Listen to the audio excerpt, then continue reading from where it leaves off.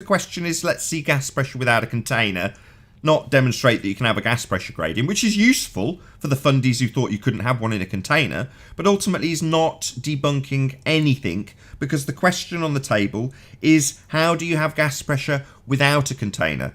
And during Mind Warp's explanation, you said it's not a container. It is. I would Nathan, say this would be a a better lot description easier. would be it is a leaky container. It's a container that has a type of lid from the pressure densities that is leaking. That would be a better description. This would be a lot easier, So Nathan, it's if you being would held in stop there, but over it's talking and escaping muting. gradually. Oh, she's just going to talk all over you. I'm sorry, Mind Warp. She's just going to interrupt every word you say so that your point won't be heard. But Fundy, No, do you're overhead over mute talking button. me, Nathan. Yeah, you're talking all over Mind Warped. Brenda, you're getting worse than Rumpus. I'm not at all. You've done nothing but constantly over talk me, Nathan. Yeah, now she's going to start talking the about other talking. thing Let's as shut her well up. that you guys are forgetting is that butane gas isn't just butane gas. There's other additives added in there, so it has a smell, because butane itself doesn't actually smell and can't be detected. So there's other things in there that are making it heavier as well. So it sits at the bottom of that pipe, and it's sitting in there, and the two different gas pressures, at the top of that pipe. If the top is the atmosphere, inside the pipe is the heavier butane gas. It's sitting in there. Essentially, you could say it's a leaky container that is slowly, the pressure will drop over time. So yeah, it's a container. I don't know how else to explain it to make it make sense to you. It's a container. Say if you came back in an hour or two, the pressure would have dropped because the gas is going to escape. But it doesn't. Yeah, it doesn't, though. Yeah, can you show us that? How many times? How many times? Can you show us that? Yeah, it's in the video. No, it's not. He does a demonstration, then 3 hours, according to you, is all he leaves it for. It's in his video, yes. Yeah, 3 hours is all he leaves it for. Are you going to hand wave dismiss this, or just make the same claim, totally ignoring me? Well, Nathan, you keep over-talking me. Yeah, it's in the container for 3 hours, according to you. The truth is yeah, that you so it's just going to be a claim that I'm over-talking her while she ignores me. I'll say it for a third time. Let's see if she hand wave dismisses it or pretends that I'm over-talking her rather than addressing it. So, you said 3 hours is how long he leaves that apparatus. I asked earlier if there was a demonstration of it still operational with the gas in today. That's moving the goalposts. No. If you're saying it would still be in the container, that's your fucking claim. So show us it's still being in the container, your claim. That's a fallacy. That's a fallacy. Oh, you stupid bitch. I'm tired of this. You made a claim it would still be in the container. That's your positive claim. I say show it it's still being in the container, and you say you're moving the goalpost. No, I'm saying back your claim. No, you claimed that. You asserted. Oh, here we go. Now she's going to tell us that I've claimed it. Now it's my claim. No. The second law of thermodynamics is a law of nature. The gas has got gaps in between it, even though there's a density gradient. It can still fit between the less dense gas. Over time, the interaction between the molecules will cause the butane to disperse. The fact that it's in a very long pipe will slow down the effects because there's only a very small hole for the two different gases to interact and for the butane to escape. So it will prolong the period that it takes to dissipate into the natural air around it because there's only a small hole. It can hit the wall of the container and then occasionally it'll hit the hole. Even with a density gradient, it just slows down the effect. That is, in essence, entropy. Now, that's a law of nature, not a bullshit claim. Your claim is that it would still be in the pipe.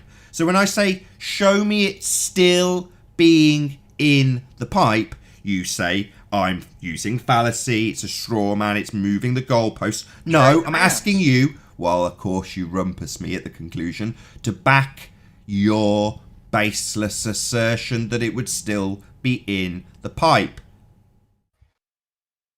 Nathan, if you want me to continue to contribute to your live stream, you need to allow for back and forth, and you have not allowed me to Get a out. single sentence. Get out. I don't want you to continue. Piss off, stupid bitch. And that's why I can't don't understand let how her she on doesn't my- understand that the pressure gradient doesn't act as a lid. I mean, it's a container. How can you not understand that? I like the example with the tyre. I thought I'd join in. The tyre is the best example. I mean, and then you fill a tyre, but it's a then container. trying to apply it as a fish tank. It's like, okay, I mean, if you had two gases in a fish tank, the breeze that comes through, like, it's just going to blow, both gases out straight away. But a pipe, because the butane is so heavy, it's going to sit in there for longer than 3 hours. If they want to demonstrate this properly, it needs to be done over at least 24 hours. Well, make the pipe Like you say. 6 foot in diameter and 3 foot tall. Yeah, exactly. Right? It's Hey, trapped Nathan, in can there. you share my screen when you that get the pipe chance? was so skinny. Sure. Go on, Mindworld. I was just saying that pipe is so skinny, and because butane is such a dense, heavy gas, it's essentially capped and stuck in there. And it, like you said, you explained it perfectly, Nathan. It will dissipate over time. Matter in essence isn't solid. Like, it's going to slowly escape, and when the breeze blows over the top of that pipe, it's going to accelerate that. But it's still going to be stuck in there for more than 3 hours, and there's going to be pressure. Not much of a change over 3 hours. So I don't know. If he had done that in a, say, 125 millimeter round pipe, it would be completely different. But it wasn't. It was like a 25 mil pipe. Does that make sense? It makes perfect sense, exactly. And John summarised it. Make the pipe 6 foot long instead of however long it was, massive, and make it, I don't know, a couple of inch diameter. See what happens then.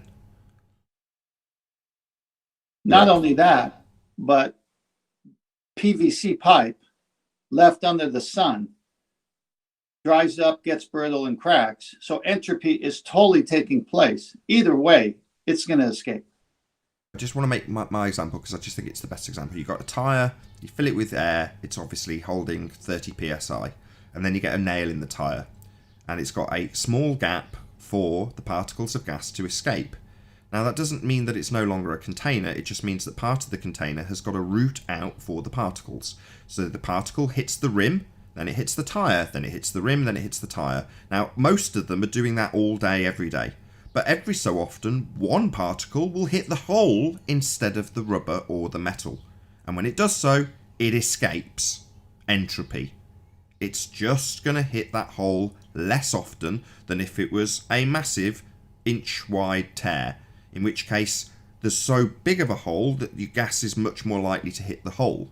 Well, hole is a hole if it's tiny hole or massive hole. It just slows down the effect. In other words, you can't have lots and lots of particles all hitting a tiny hole at once. Most of them will hit the walls of the container. So in the same instance as the tyre, the pipe has got plenty of surface area, plenty of per inches squared for you to press upon. But occasionally, it'll hit the top. And because it's more dense, that exacerbates the effect. But it still has gaps between all of those gases, and entropy over a prolonged period will take effect. It's a law of nature. You're presented, John. Yeah, I've been sitting on this for a few months, and then you guys go in and try to steal all the thunder. So it's time. So Hillbilly Blue Balls, the Redneck Retard. Hey, McFly. The jig was up when you showed up debunking gas pressure without a container by revealing a closed container of butane. This, right? I mean, you got to be some type of stupid. For goodness sake, sir. So, you know what? This is tantamount to debunking the existence of dogs by presenting on location from the best in show Blue Tick Coonhound Kennel. You're an abject moron. That's it. Short and sweet. Love it. And like I said, just make the pipe, 6 foot in diameter and 3 foot tall. Let's see how long that lasts. And remember, entropy is directly proportional to time.